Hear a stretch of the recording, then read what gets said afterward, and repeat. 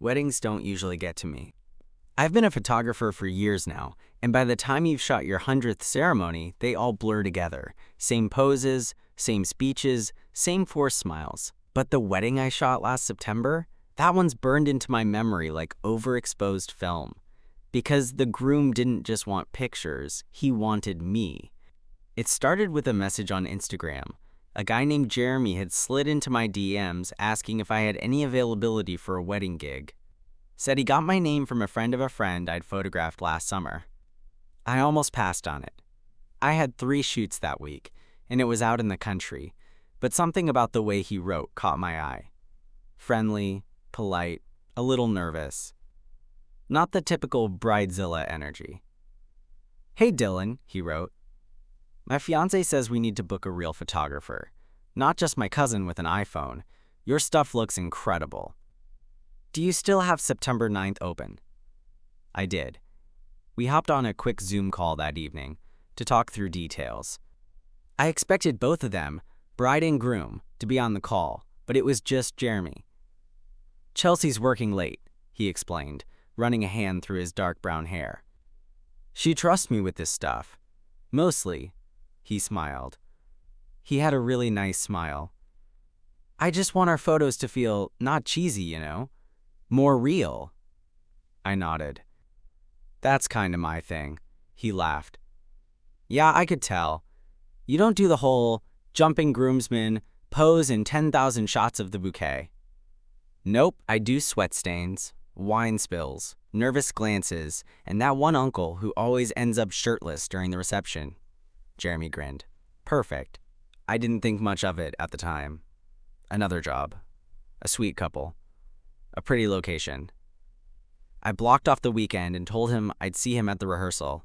Fast forward 2 weeks. The venue was this restored farmhouse out in the hills, all weathered wood and golden fields, with a view of the valley that looked like something off a postcard. I showed up early to scout the light, and as I was adjusting my lens by the ceremony arch, I heard someone clear their throat behind me. I turned around, and there he was, Jeremy. In person, he looked different, taller, lean but solid, hair a little messier than it was on our call, dressed in a white tee and khaki shorts, with that same disarming smile. "Hey, Dylan," he said, walking up to me. "Glad you made it."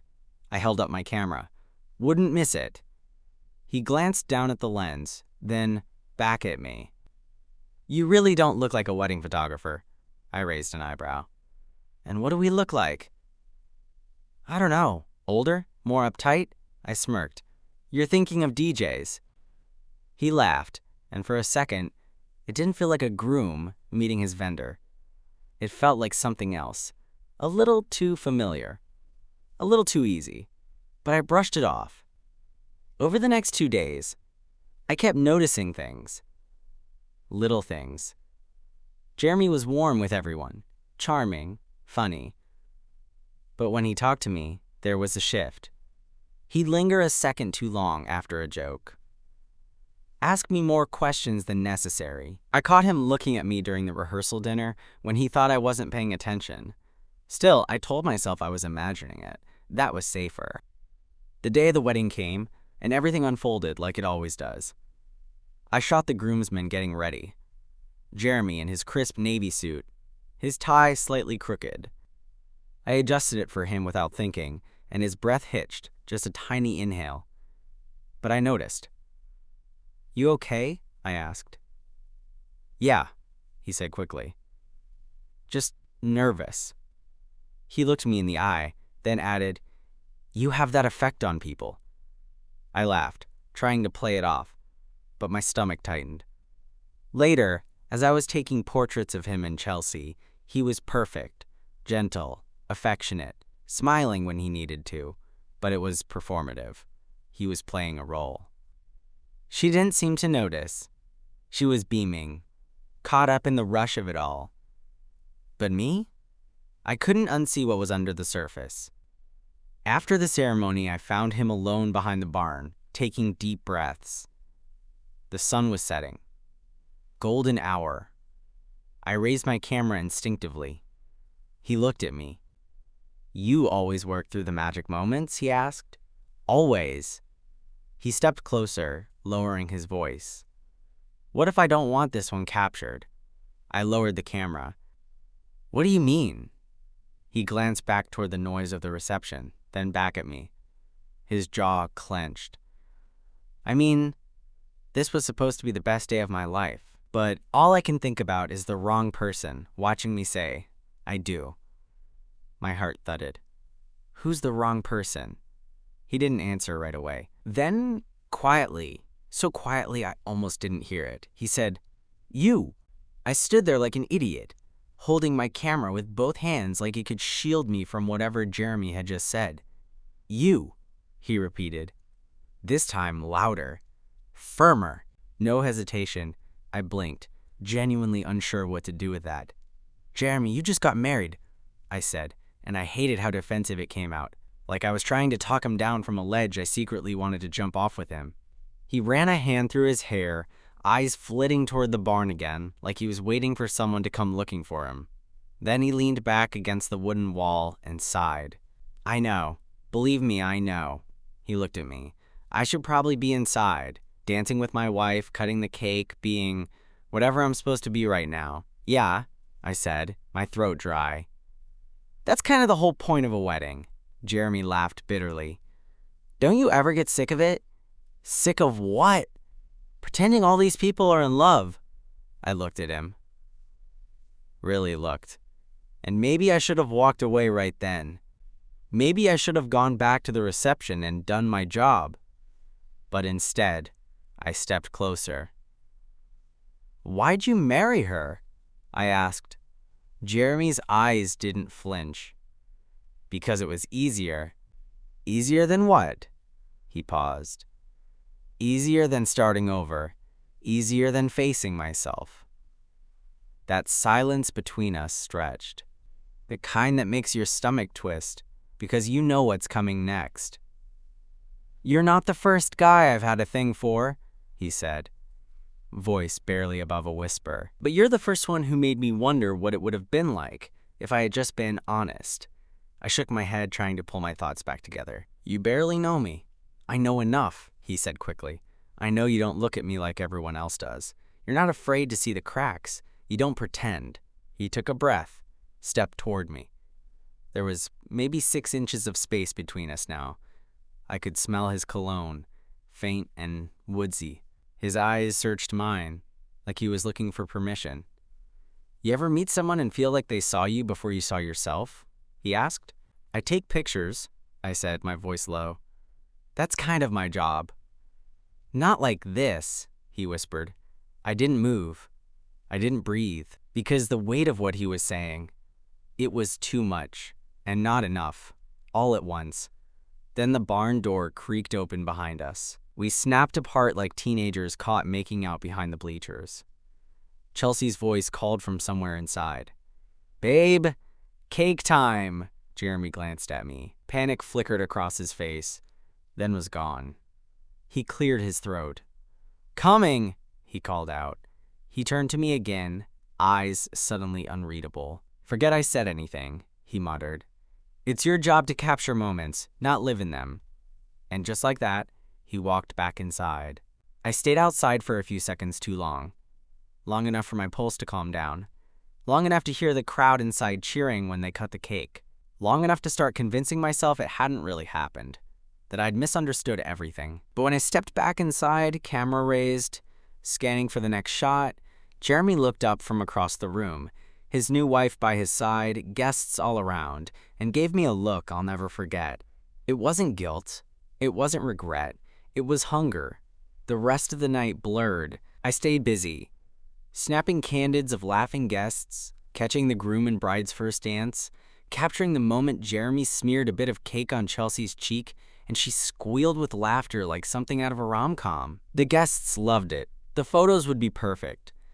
But every time I looked through my lens and found Jeremy, he was already looking back at me.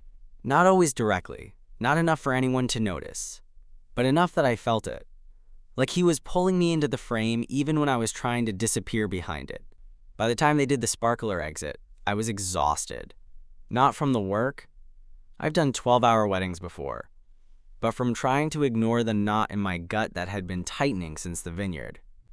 Jeremy and Chelsea ran through a tunnel of glowing sticks and cheers. I caught the moment he lifted her up, spinning her around in a blur of light and smiles. It looked like love.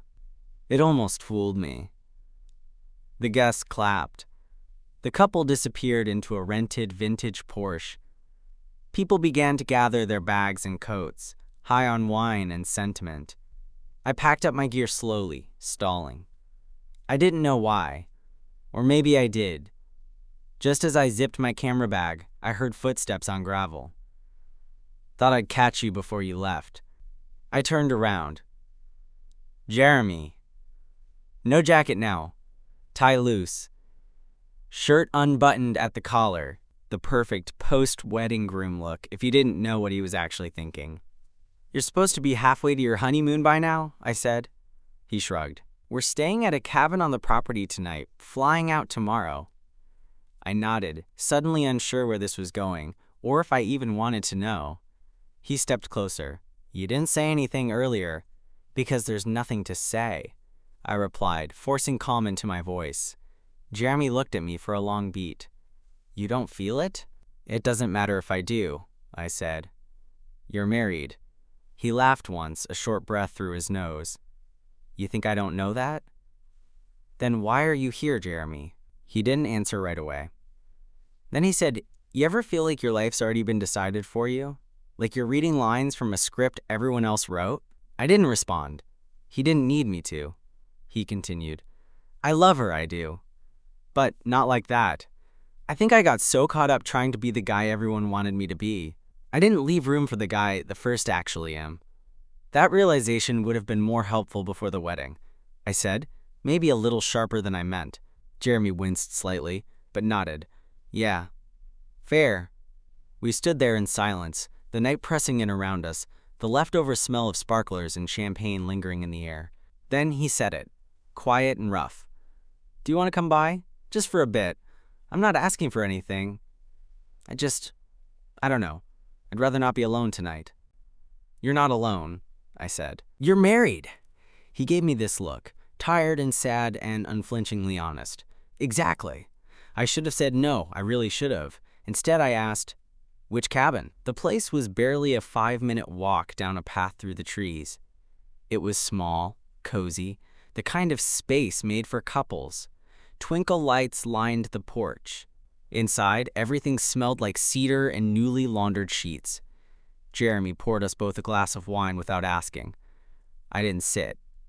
Where is she? Asleep, he said, his back to me. Took half a Xanax after the reception. She was out before the door even closed. I set my glass down untouched. This is a bad idea. He turned around slowly. Then why are you still here? I didn't have an answer for that. He stepped closer, and for once, he didn't pretend. He didn't offer a line or a joke. He just stood there in front of me, eyes locked on mine, like he was waiting to be told to stop. I didn't. He reached out, his hand brushing the side of my face, barely there, like he still wasn't sure if this was real. I've wanted to do this since the day we talked on Zoom, he said. I closed my eyes, breath shallow, and then the bedroom door creaked open. My heart practically stopped. The bedroom door opened slowly, just enough for a shadow to spill out across the cabin floor. Jeremy froze. His hand dropped from my face like it had been burned. For a second, we both just stared, waiting, holding our breath like guilty kids caught doing something we couldn't take back. But it wasn't Chelsea.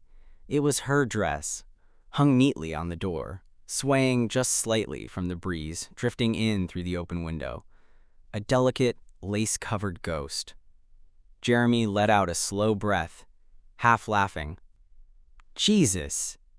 I didn't laugh. My pulse was still racing. I should go, I said, reaching for my jacket. He didn't try to stop me this time. Dylan, he said, and I turned just before stepping outside. You were the first person in years to actually see me. I'm sorry it was on the worst possible day. I nodded once. Then I left. The drive back to my apartment felt endless. One of those late-night highway cruises where your body's on autopilot but your mind's sprinting in circles. I kept replaying every second. The look on his face. The way he said you. That cabin. That almost touch. And that damn dress. I didn't sleep that night. I didn't even take my camera cards out of the bag. I just sat on the floor of my apartment with a beer I didn't finish, wondering if I'd imagined the whole thing. But the photos said otherwise. The next afternoon, I finally started editing. Thousands of images. Most of them standard stuff. Bridesmaids adjusting their dresses. Groomsmen faking surprise over shots of whiskey. Chelsea laughing. Jeremy smiling.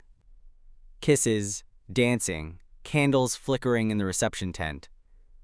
But buried in the middle of the ceremony folder, I found one I didn't remember taking. Jeremy, standing at the altar. The minister's talking. Chelsea's looking down at her bouquet. But Jeremy? He's looking directly at me. The expression on his face. God, I couldn't describe it if I tried. It wasn't a smile. Wasn't regret. It was raw, like a man being dragged under by something invisible. I stared at it for way too long. I sent the gallery a week later. Chelsea replied within hours, gushing, thanking me, calling the photos perfect and timeless, asking if I'd shoot her sister's wedding next spring. I waited 2 more days before I got a message from Jeremy. It wasn't a long one. Subject line, just one. There's one photo I'd like to have. It's not in the public gallery. You know the one I mean. If it's too much, I understand. I didn't reply, but I sent the photo.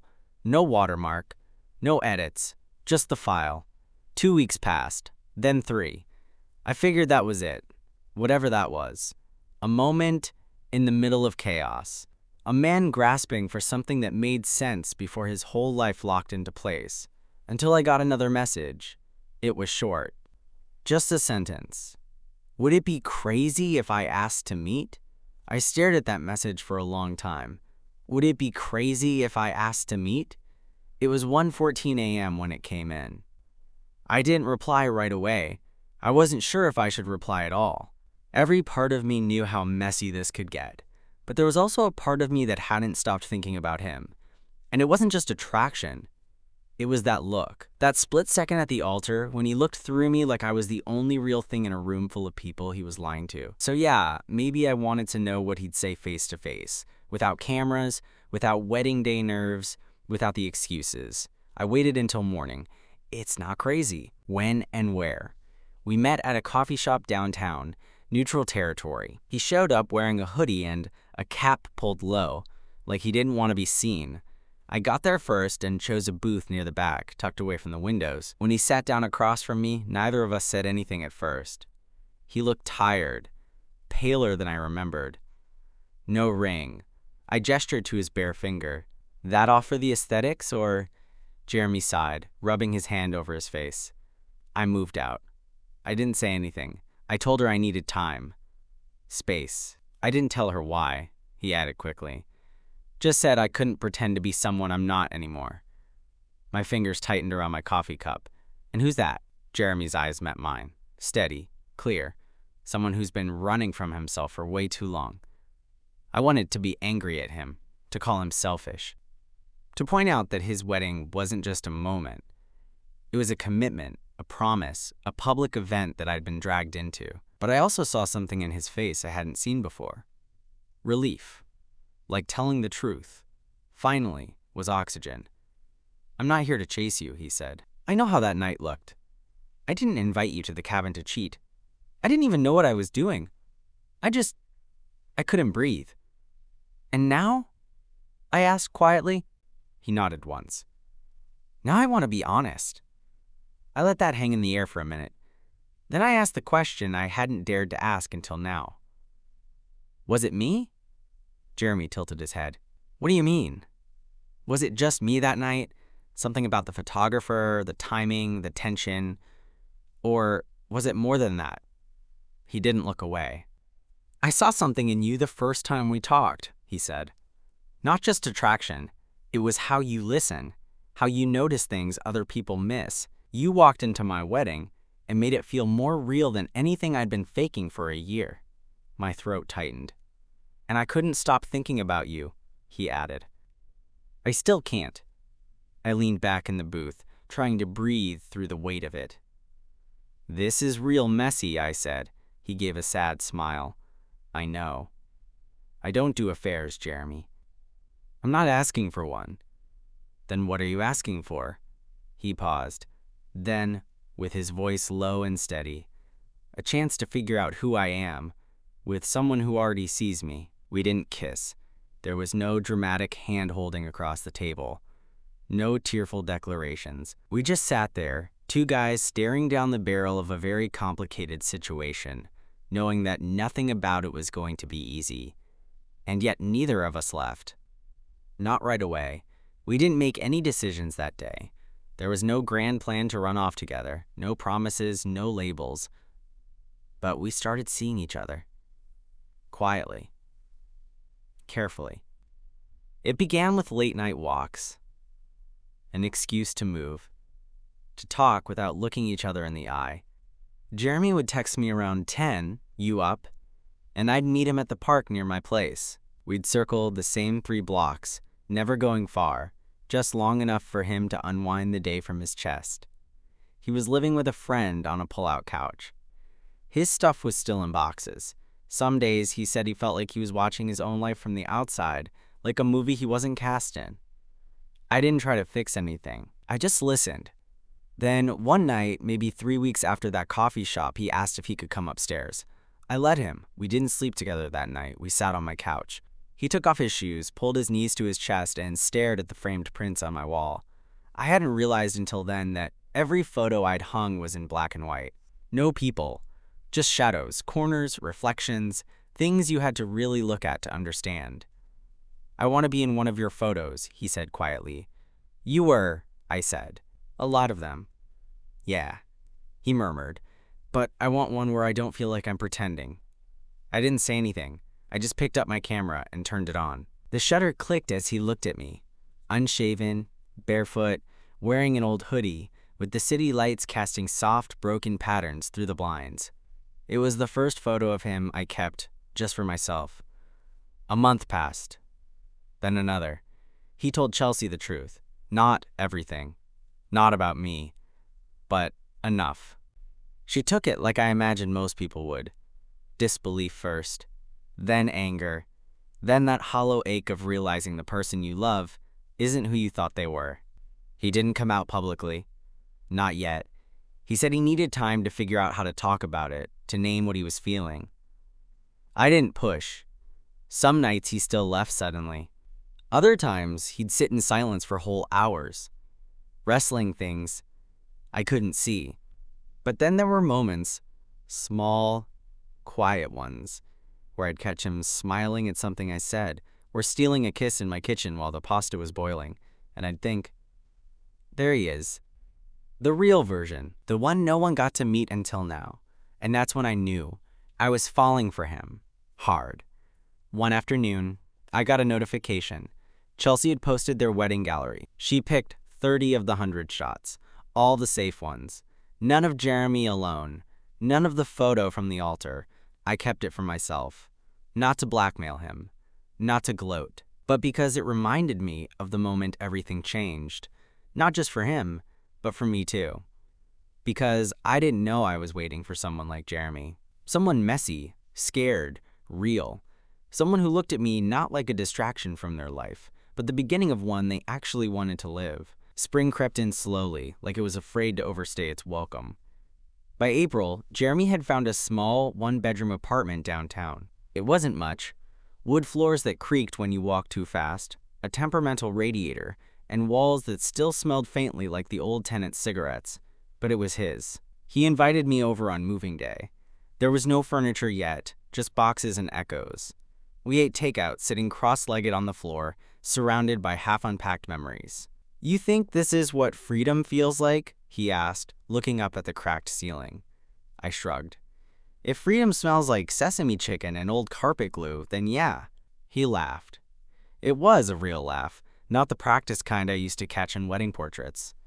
And then, quieter. I don't miss her. I miss the idea of her. What she meant to other people. What she made me look like. I didn't try to fill the silence after that. He didn't need me to. That summer, he came with me on a shoot. It was nothing glamorous. Just a couple doing engagement photos in a nature preserve. But I needed help carrying equipment, and he offered. We kept it casual. To the clients, he was just my assistant. But I caught him watching me work. A soft smile tugging at his mouth. Later, while we were packing up the tripod, he said, "You look different when you're behind the camera." How so? Like you're finally breathing at the right pace. That stuck with me. Because it was exactly how he looked when he wasn't trying to be someone else. One night in late July, after a thunderstorm had swept through the city, he asked if I'd take a portrait of him. Just one, he said. For me, not for the internet, not for anyone else. So we did it in my studio. No setup, just a stool, a white wall, and some window light still filtering in through the blinds. He didn't pose. He just sat there. And for the first time since the wedding, I saw the man he was choosing to become.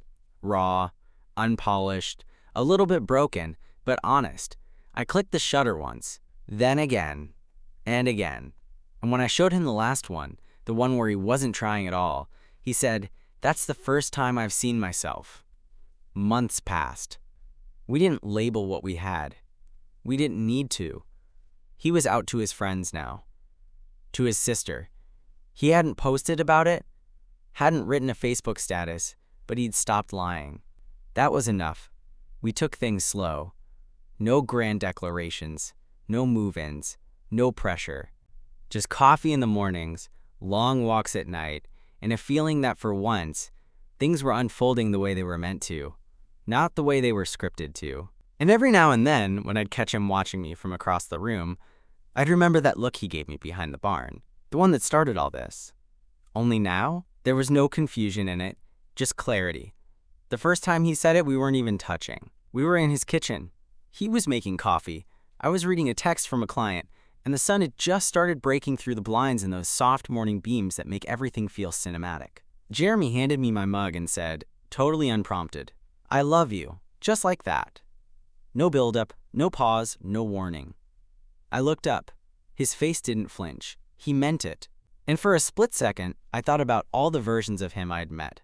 The groom who smiled on cue. The man behind the barn who almost kissed me. The guy who showed up to our first coffee shop meeting with the weight of a double life dragging behind him. And now, this one, the version who didn't need a script. I stepped closer, took the mug from his hands, and leaned in. "I love you too," I said. His breath caught for a second, then he smiled. A quiet, relieved kind of smile that felt like coming home. We kept things private, not secret, just ours. Some friends knew. His sister adored me. My brother gave me crap for dating a guy the first technically met on his wedding day. But we laughed about it now, because enough time had passed that it wasn't about how it started anymore. It was about how it kept going. And it did keep going. We traveled, we fought, we made up. He helped me redesign my website.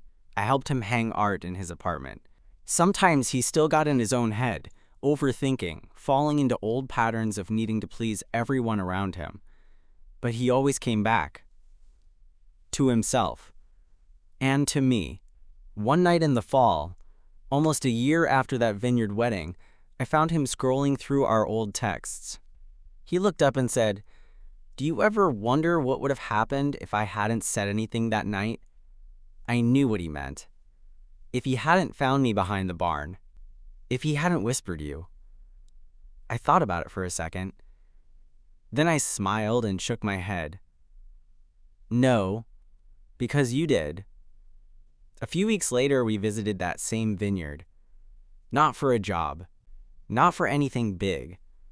Just to walk the rows, breathe in the quiet, and see the place where it all cracked open. We stopped near the arch where he once stood in a suit he never wore again. "This is where I thought I had to smile through everything," he said, his voice low. "Even the lies." I pulled out my camera. the same one I'd used back then. "Smile," I said. He turned to me, but he didn't grin. He didn't pose. He just looked at me. Honest, grounded, his whole body saying, "This is me." I clicked once. Only once. And that photo? That's the one I printed, framed, and hung in my hallway. The one where the groom finally showed up. Not for the guests, not for the family, not for the crowd, but for himself and for me.